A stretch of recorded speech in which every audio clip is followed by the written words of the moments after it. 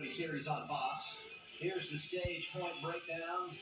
Best of the bunch, John Hunter Nemechek, who gets it in stage 2. The fans can't even hear our music, and yet they're playing along and dancing. That's still good music right there. I think they saw you dancing in the booth that night, and they're trying to recreate it. I don't know what music she's listening to, but I'll have whatever she's drinking. You know what I mean? She's feeling good this afternoon. I'm feeling good about this race. We've seen a little bit of everything, including a 15-car pileup and a photo finish for that stage win. And it's going to be incredibly exciting watching. I'm feeling good about a crash not happening. Carson Hocevar stayed out at the end of the stage. He'll be the leader on some older tires. I'm anxious to see how this plays out for the 77. What have you got for us here, Coleman? Yeah, it's going to be a really interesting choose. We've seen Carson Hocevar really take it easy on his tires, but it's still not going to amount to what these stickers are. Regardless of what lane he has, it's going to be tough for him to keep the lead going into turn 1.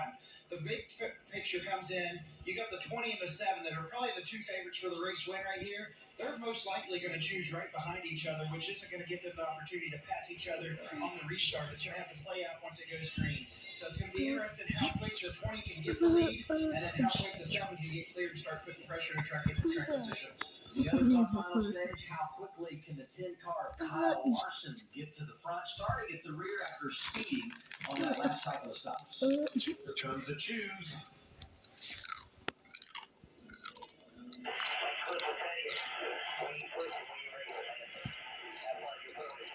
Alex Jones.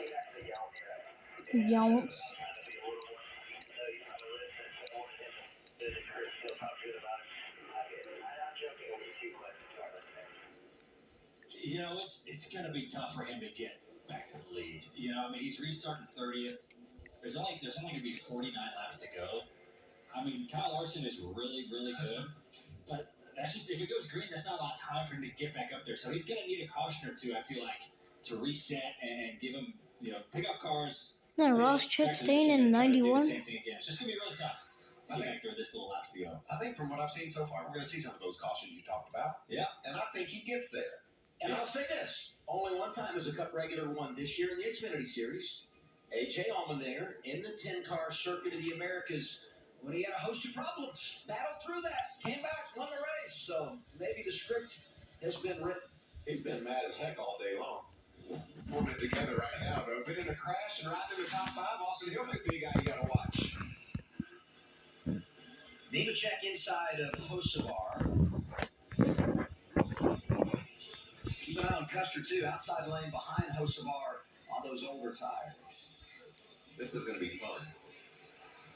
Boogity, boogity, boogity, buzz. Let's go racing. Honestly, not a bad restart for Hocevar. Older stuff in the top lane. He did a pretty good job of accelerating.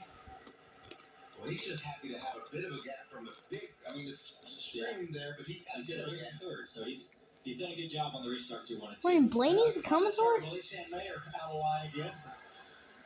Pit reporters. That's the best set of older tires you can have. Josh Sims and Reagan Really Smith. load around slowly. Those 7 laps he had them on. For a 20-year-old, he has shown a lot of maturity here today. Ryan Sink coming in the picture. We haven't really talked about Ryan all day, but he's speaking at Mayor for 5th. He's put a solid day together at 6th. And from a stat perspective, really good racetrack for him. Cash Gralla up tonight. Haven't said his name today. He put the good run together for Sam Hunt Racing, who was so successful last year with John Hunter Nemechek leading this race today for Joe Gibbs Racing. Gearage. This is from 10th on back. Barry in the 8, Clearman there in the 48, Jeremy Clements in that mix, as well as the 24 of Corey Heim, 13th, making his second career start this afternoon. There you see Parker Clearman Spiked. earlier. Got some tape on his left rear, but doing a nice job. There's Austin Hill we talked about. Sammy Smith right behind him. You saw Sammy had probably the worst start of the day that you could have. And he did a good job of just staying in the game and running 8th. Don't you love it when kids like that make mistakes, but they're able to keep their car together and learn from them and go out and perform? These are great lessons for kids to make. Yeah.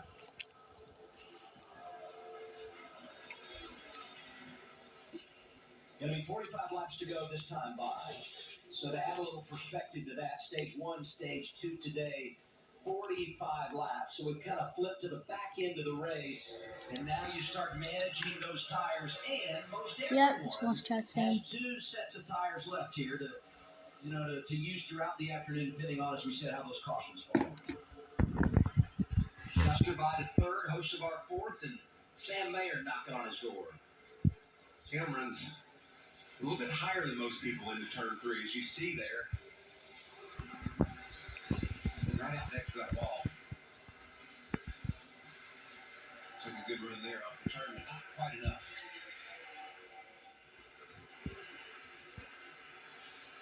Parker Retzloff, we saw him have problems earlier. Josh Williams there battling. Nemechek leading this race. He's led 15 laps today, won stage 2. We check out our Toyota top performers. Good comeback for Sammy Smith, as we talked about. Just popped Kaz Gralla and Corey Hine, the teammates at Sam Hunt Racing. Nice time to go to our Toyota onboard camera, see what this place is all about right in the wall. Mayer to fourth. This is good management, though, of those older tires for Hocevar, just not to lose a ton of ground right off the bat. It'll all stabilize for him, I believe. Yeah, and he's got, 15 car lengths or so to the 39 behind him. So this is a good spot for him to kind of ride. As we see I haven't watched a live race anyways from Daytona trying to get more since the spots here. 2023 Daytona 500. Right now. But he's 9 seconds behind the leader. So I think he could have a shot at it if we get a caution here in about 10 laps and be able to reset as he races real hard in turn 1. Yeah, contact with Joe Graff Jr. as he tries to get the 16th position. Next up, he'll see his teammate Daniel Hemrick in 15th, Coleman. Yeah, and if we go back towards the front, we're going to see a 3-horse race for the win here. One thing about Justin Allgaier, where he's at, he can kind of set the tone of this cat and mouse game. He can kind of pressure John Hunter to try to force him to use his tires a little bit more.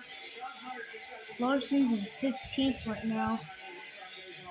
as this race goes on, it's so hard to pass right now.